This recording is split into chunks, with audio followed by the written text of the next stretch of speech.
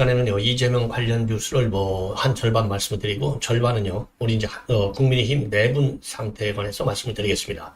우선요, 이재명이 이번에 이제 김동연이가 이제 마치 지금 내 마지막 판결을 내린 것도 아니고, 이제 1심에 불과하지만, 내용이 상식적으로나 또 법리적으로 도저히 받아들일 수 없기 때문에 지금 전 국민들이 분노하고 있어요. 자, 그래서 저는 이제 검사, 판사들의 내부 동향을 여러분께 전해드렸고, 이번에는요, 지금 이제 군 장성 출신들이 지금 열불이 나 있습니다. 한마디로 얘기해서 이거는 뭐 상식적으로 도저히 납득할 수 없다. 예, 이러한 입장이 내놓고 있고요. 그리고 이제 앞방송에서도 제가 말씀드렸지만은 방산 선생이 이제 요번 또 김동연 이 판결과 관련해서 썩어 빠진 판사, 도저히 용납할 수 없다. 이런 긴급 입장문을 내놓고 있어요. 그래서 요 내용을 말씀드리도록 하겠고. 자, 그러다 보니까 지금 이제 이재명은요, 마치 자기가 무슨 뭐 개선 장군, 대통령이 다 된 것처럼 행세하고 있어요. 자, 그래서 오늘 조선일보의 이 단독 보도 내용을 보면은 이석연 전 법제처장, 이제 이석연 법제처장은 이제 MB 정부 때 법제처장을 했고, 그리고 이제 최근 들어와서 이제 칼럼을 보면 이분이 이제 헌법 문제에 관해서는 상당한 이 정평이 다 있는 분이잖아요. 그런데 지금 야당에서 주장하는 도중에 이제 하차라, 요 주장이 맞다, 이런 취지의 칼럼을 썼어요. 그러다 보니까 지금 이 이석연 법제처장을 만난다, 요런 지금 내용이 나와 있어요. 상당히 정말 충격적인 것이 아닌가. 2심과 3심이 남아있다. 그래서 이미 180억을 들여갖고 친형 강제 입원해서 1심 판사한테 로비를 했다. 이거는 뭐 이미 여러 차례 나왔지 않습니까? 그런 의혹이. 자, 그래서 이번에도요, 이 김동연에 대해서는 그러면 뭐 180억을 썼느냐, 아니면 배지를 보장해줬느냐, 이게 재판 딜을 했다라고 하는 의혹까지도 나와 있는 내용이 되겠습니다. 자, 이러한 반면, 그러니까 이제 민주당은요, 본래 대여 추쟁의 이 방도를 넓히고 영역을 넓히면서 정적, 윤석열 대통령의 탄핵을 향해서 탄핵 열차를 지금 출발시켜가지고 가다가 차가 잠시 서 있었어요. 계속 이 탄핵의 길 가는 게 맞느냐, 아니면 여기서 스톱할 것이냐 그랬는데, 이제 스톱할 가능성이 많다. 이렇게 이제 이게 이 법조계 또 언론계, 그다음에 정계 전반적인 우리 국민들의 판단했지만은 김동연이 그야말로 더러운 판사가 완전히 이걸 스톱시켰어요. 그러기에는 맨입으로 이게 됐겠느냐 이거죠. 그래서 180억 플러스 알파, 또 이 방탄 이 배지 플러스 알파, 이런 것들이 제공됐을 가능성도 배제할 수 없는 것 아니냐, 이런 의혹을 던지는 것이 무리한 의혹은 절대로 아니다, 이렇게 판단이 됩니다. 자, 그러면 우리 여당은 일사불란하게 단일 대우를 형성해서 가야 되는데, 지금 이 판국에 무슨 얘기가 나오느냐, 한동훈이가 신당을 차릴 것이다, 이런 얘기가 일부 유튜버들 사이에서, 그리고 지금 일각에서 제기가 되고 있습니다. 신당 창당? 저는 창당하고 있으면 좋겠어요. 이렇게 분란을 일으키는 일. 그러니까 그 점잖은 추경호가 폭탄 선언을 했습니다. 자, 어제 말이죠. 이 김민전과 친한계에서 대표적인 게 누구예요? 그러니까 이제 전략교회 부총장인 신지호가 앞장서서 김민전을 때렸지 않습니까? 자, 그래서 지금 이제 추경호의 폭탄은 뭐냐? 그러니까 이제 최고위의 지도부 구성, 본래의 9명, 빼고 나머지 이제 당직자들도 참석하거든요, 관행적으로. 자, 이런 거는 제거시켜버리자, 이런 폭탄선을 하고 나왔어요. 자, 그래서 이러한 내용을 갖다가 여러분께 좀 하나씩 쭉 풀어드리겠는데요. 자, 우선요, 여러분들 뭐 잘 아시지만은 제가 이 판결문 내용은 별도로 이제 말씀을 드리겠는데, 지금 이재명의 재판은 시작에 불과하다. 그래서 지금 이제 저도 이제 어제서부터 이게 끝난 게 아니니까 우리 이제 열은 받지만 열로서만 끝내면 안 돼요. 그 열이 말하자면 그 열분이, 그렇죠? 열분이 공분이 어디로 가야 되느냐? 하나로 딱 응집을 해서 반드시 이재명과 그 일당들 뭐 대장동 일당 등등 많잖아요. 그런 인간들을 갖다가 이 법에 엄중한 심판을 만들도록 해야 되는데, 단일 대우를 형성해야 된다. 자, 그렇기 때문에 이게 시작에 불과하다는 겁니다. 자, 그래서 여러분들 잘 아시다시피 5개 재판으로 늘어났잖아요. 4개 재판에서 5개 재판으로 늘어났는데, 요 5개 재판 중에서 이제 2개가 끝났는데 대법원까지 간 게 아니고 이제 1심이 끝났어요. 자, 그래서 지금 5개 오면은 3심까지 있으니까 15개 재판이 남아있잖아요. 거기에 이제 이번에 법과까지 해서 이제 15개 재판이 남아있는데 15개 재판이 다 살아있다고 보면 돼요. 왜? 1심만 하는 게 아니라, 그러니까 재판을 15번 해야 되는데 지금 재판은 딱 2번밖에 못했어요. 자, 그래서 지금도 그래서 이제 13개의 재판이 남아 있는 겁니다. 13개의 재판. 13개의 재판이 남아 있는데 지금 이제 이 선거법 재판하고 그다음에 이번에 나온 위증교사 재판보다도 더 무거운 판결을 받을 수 있는 재판이 지금 줄줄이 사탕으로 지금 기다리고 있다. 예, 요것을 이제 중심으로 해서 우리가 뭉쳐야 된다 이겁니다. 그래서 요 자료는요, 요 자료 화면은 요렇게만 할까요? 예, 요 자료 화면은 이게 중앙일보가 보도하고 있는 내용입니다. 그래서 공직선거법, 이거는 뭐 이재명이 뿐만 아니라 민당을 탈탈 털어내는 법인데 이게 항소심으로 넘어가도 항소심이 서울고법이 3개의 재판부가 있는데 이 선거재판 전부 다 중도 보수 우파 재판부 판사들로 구성되어 있다는 겁니다. 그게 뒤집어질 가능성이 전무하고 오히려 커질 가능성이 있다는 것이죠. 예. 그 다음에 하나가 이제 위증 교사인데 이거는 완전히 뒤집어지는 판결이 확실하다. 예, 확실하다. 그리고 대장동 사건 이거 이제 문제가 뭐냐? 김동연이가 이걸 맡고 있기 때문에 걱정인데 김동연이는 지금 내년 2월 달이면 바뀌게 되어 있다. 그리고 조의대는 반드시 바꿔야 된다. 근데 조의대가 좌고우면하지 말고 바꿔야 된다. 그러니까 임기가 2년 되니까 요거를 강력하게 우리가 또 압박을 해야 돼요. 조의대의 신뢰성은 저는 없다고 봅니다. 이 눈치 살살 살피거든요. 그리고 네 번째 재판이 이제 대북 송금 사건인데 지금 1심이 진행 중에 있고 그래서 이제 신진우 부장판사는 지금 2월 29일 날 지금 이제 최종 항소심 판결이 나오거든요. 항소심 판결이 나오는 거 보면 1심 판결과 같거나 이것도 더 커질 수가 있다. 요게 이제 법조계 해석이에요. 그리고 지금 이제 그 항소심 판사도 김동연과는 결을 달리하는 중도 보수파다. 예.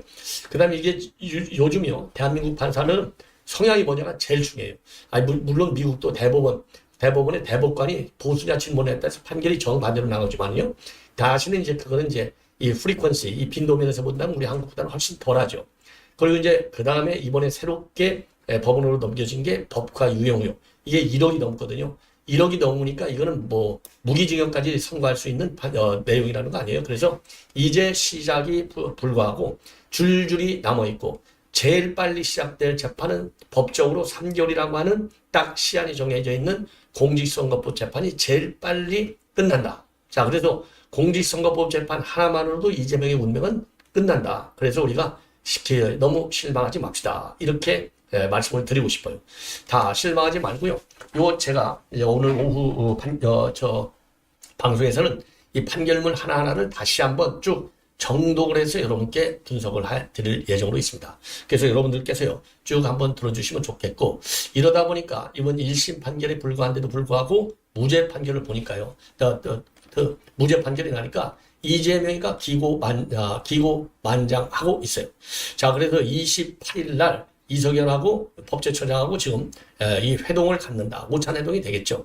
근데 이제 문제는 뭐냐. 이 이석연 법제처장은 이제 호남 쪽 인물인데요. MB 때 법제처장을 지냈어요. 근데 이제 최근에 이 칼럼에서 임기 중이라도 진퇴를 명백히 해야 한다는 것이 헌법의 취지다.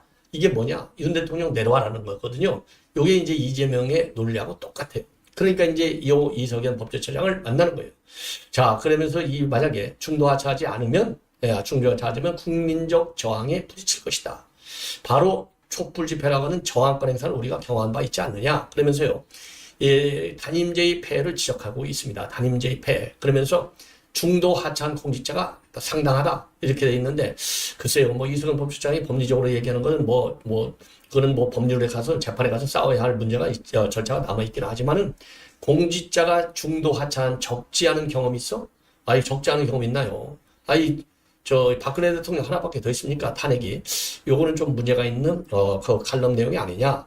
그러면서요, 임기 단축 개헌하고 단축된 임기 내에서 최선을 다하라. 그게 자선책이다. 그러면서 임기를 갖다가 1년 줄여서 차기 대통령부터는 4년씩 2번째씩 할 수 있는 중임제를 도입해야 된다. 이러한, 참 이상한, 이거 뭐, 납득하기 어려워요. 중임제 하는 거. 이것까지는 뭐 많이 거론이 된 얘기지만은, 아니, 공직자가 한두 명이 아니라 중도하차한 정의 이것도 사실과 다를 뿐만 아니라 저항권을 경험한 바가 있다. 촛불 집회 이거를 막아야 될 거 아니에요. 지금 그 촛불 집회 헌재 판결관들 8명 9명 전부 만장이 치는데 그 넉빠진 판사들이 뭐 상당수가 있다. 그 당시 우리 자유우파에서 분노를 금하지 못한 사례가 있지 않습니까? 그래서 요거는 많은 좀 논란을 야기할 가능성이 있는 것이 아니냐 이렇게 판단이 되는데요. 요 이석연과 만난다는 겁니다. 28일 날.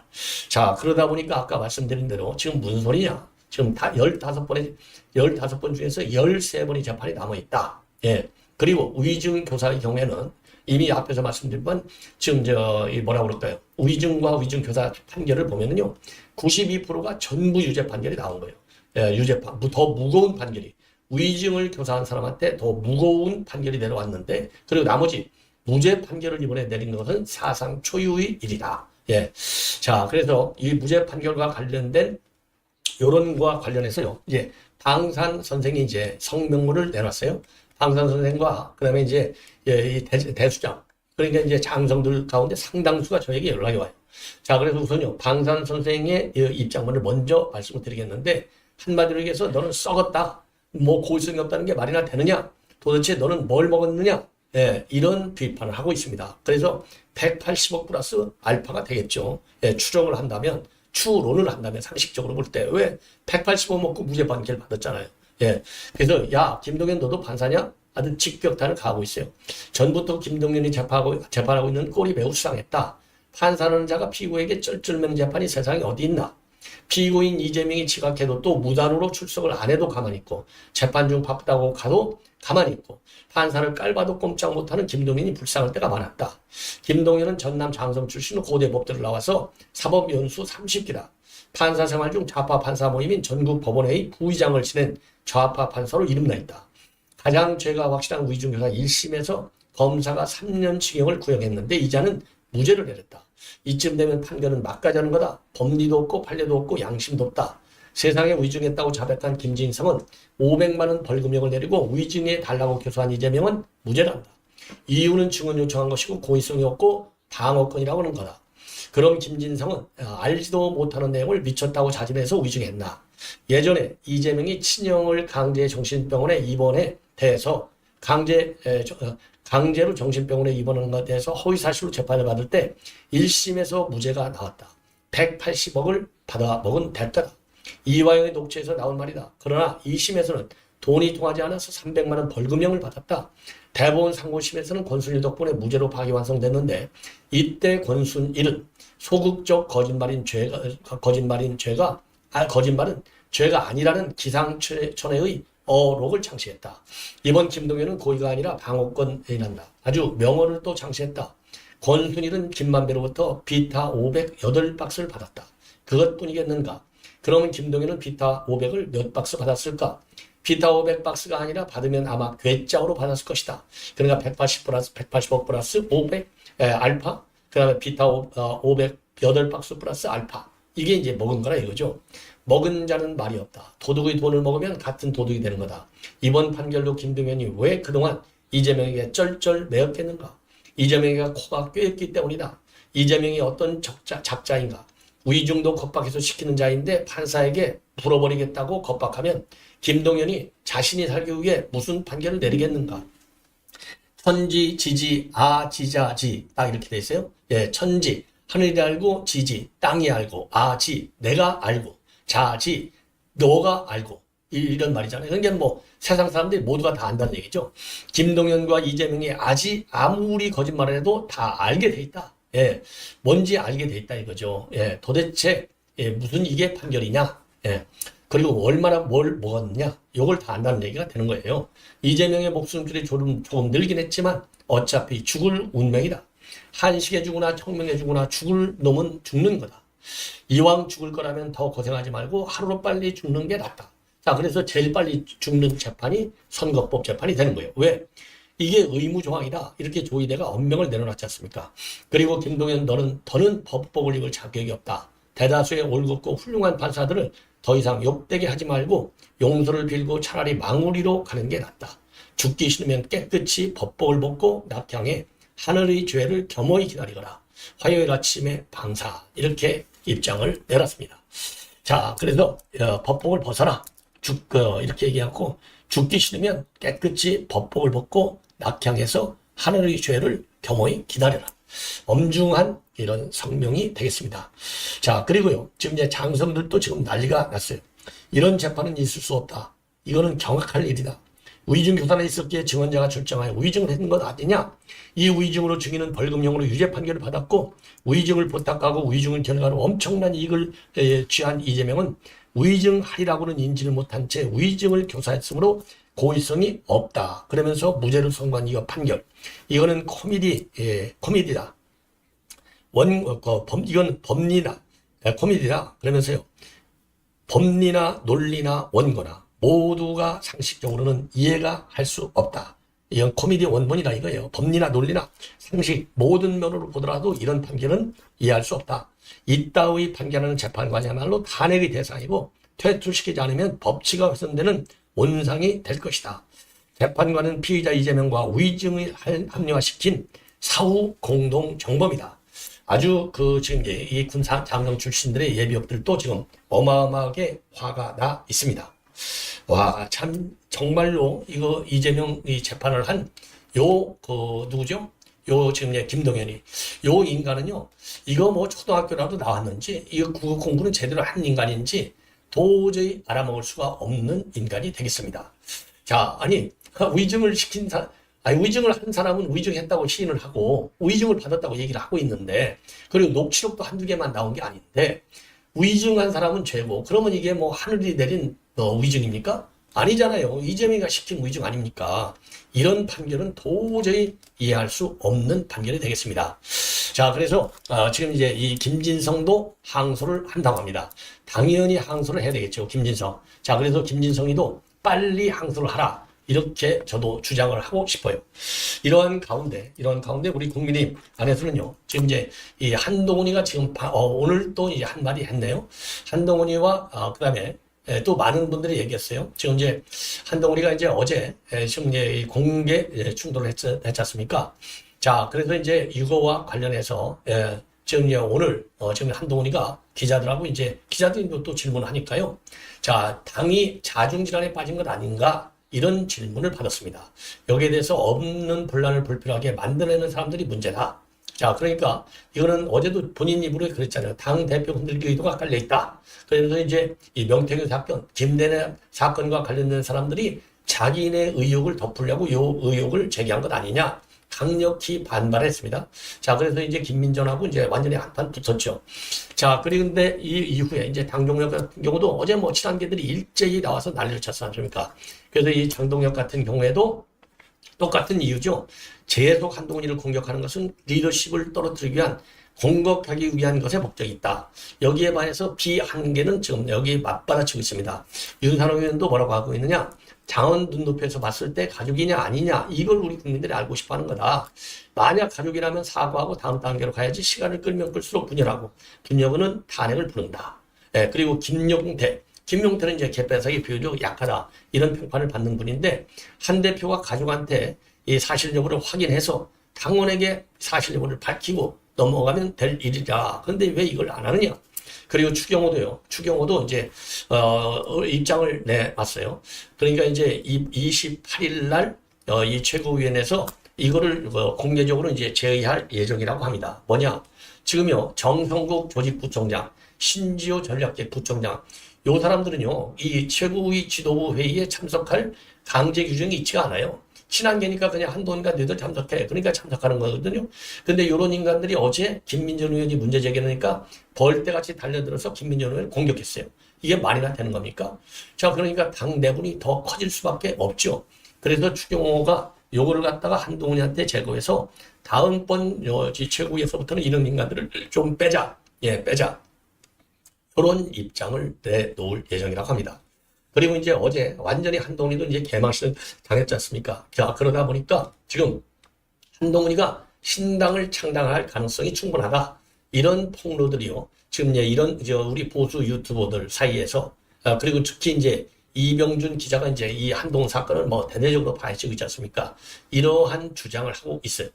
충분히 가능성이 있는 얘기 아니냐. 따집 찾으려고 지금 명분을 측정하는 과정에서 요 게시판 사건이 일어난 사건이 아닌가. 이미 말이죠, 이게 윤석열 대통령한테 시중일관 그야말로 칼질 정도가 아니라 그냥 폭탄 투척을 한 게 누굽니까? 바로 한동훈 아닙니까?